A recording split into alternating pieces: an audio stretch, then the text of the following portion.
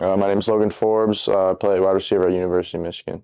From an early age, I think my dad's probably the biggest mentor that I've had. He's just a blue-collar guy. He just taught me about work ethic and just what it takes to get what you want, and understanding that people are going to tell you things that you can't do and can do, but it's your choice whether to listen to them. So I think the important thing is to just focus in on what you want and work hard until you get there. The most important thing to do is not only just training physically, but mentally, being able to prepare yourself for anything to come. Something I did before games or before practice is some breathing techniques or just some things to calm you down.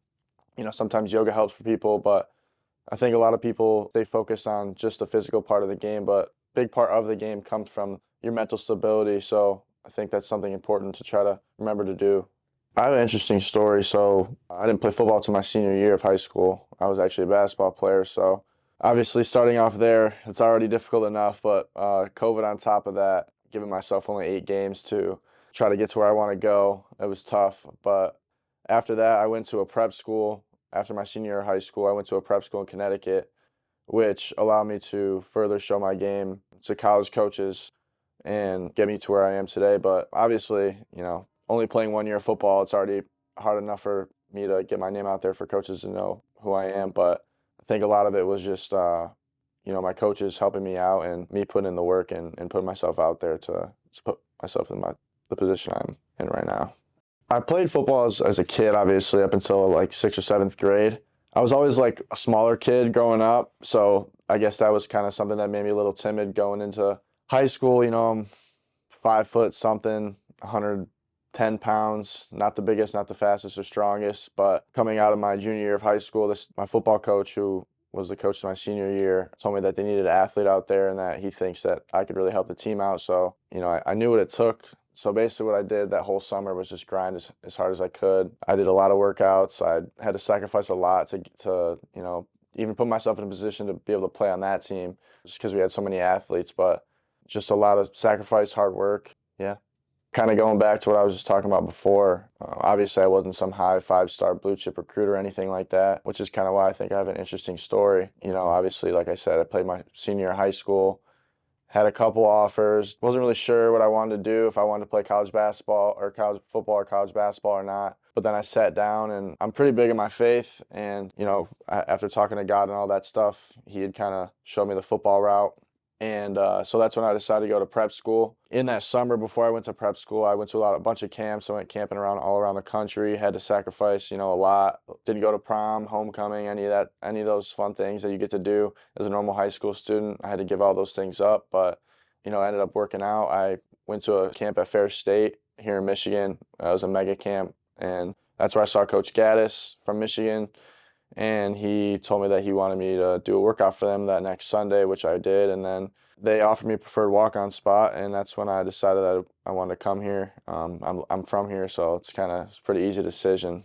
I think a big thing that they look for before anything is how you interact with your teammates, what your body language is like, how you're interacting with your coaches, your teammates. Obviously, if they're coming to your game, you're probably a leader on your team if they're thinking about offering you. So I think that's an important thing. Also, just how hard you play. For me, I'm a receiver, so I think something that they're going to look for is how hard am I playing when I don't have the ball in my hands. Am I blocking? Am I running? As hard as I can when the ball's not in my hands, and just doing whatever I can to help the team, doing my 111, whether the ball's in my hands or not.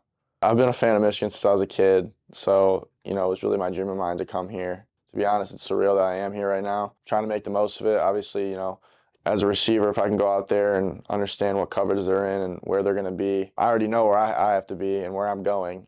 They don't. So I have an edge already with that. But if I know where, the corner or the safety and the linebacker are going to be in that play, it just makes my job that much easier and, leaves me to be open if the play calls for that. So honestly, in the moment, I don't think any of us really realized how much of an impact it would have on us. But yeah, it was surreal. It's something that you dream of. And once it's there, once we beat Alabama, you get that feeling in your stomach like, this is what you dream of as a kid. And once we finally get there and, the clock goes off and the confetti starts coming down, you realize like, this is kind of what you live for and this is what you play for. So I think the most important thing to understand is just time management. Obviously, coaches are recruiting you to not only come there as an athlete, but most importantly as a student, especially here at Michigan, that's something we value a lot, is being a student athlete. Yeah, I think the most important thing is just to understand your time, and obviously we have dedicated a lot of time to football, but you might have to sacrifice some things. You're